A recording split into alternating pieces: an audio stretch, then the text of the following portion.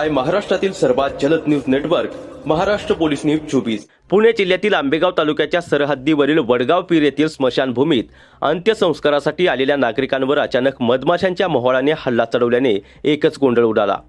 मिळालेल्या माहितीनुसार अंत्यसंस्काराची प्रक्रिया सुरू असताना स्मशानभूमी परिसरातील मधमाशांचे मोहाळ अचानक उठले आणि उपस्थितांवर तुटून पडले। या अनपेक्षित हल्ल्यामुळे स्मशानभूमीत भीतीचे वातावरण निर्माण झाले।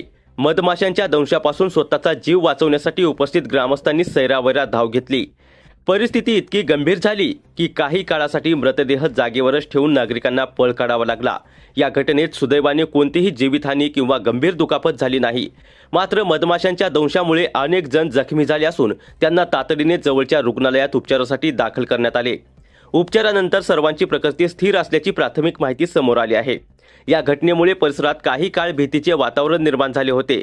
अशा प्रकारच्या घटना टाळण्यासाठी संबंधित प्रशासनाने स्मशानभूमी परिसराची पाहणी करून आवश्यक उपाययोजना कराव्यात अशी मागणी स्थानिकांकडून केली जात आहे। महाराष्ट्र पोलीस न्यूज 24 साठी महाराष्ट्र प्रतिनिधी पंकज सरोदे।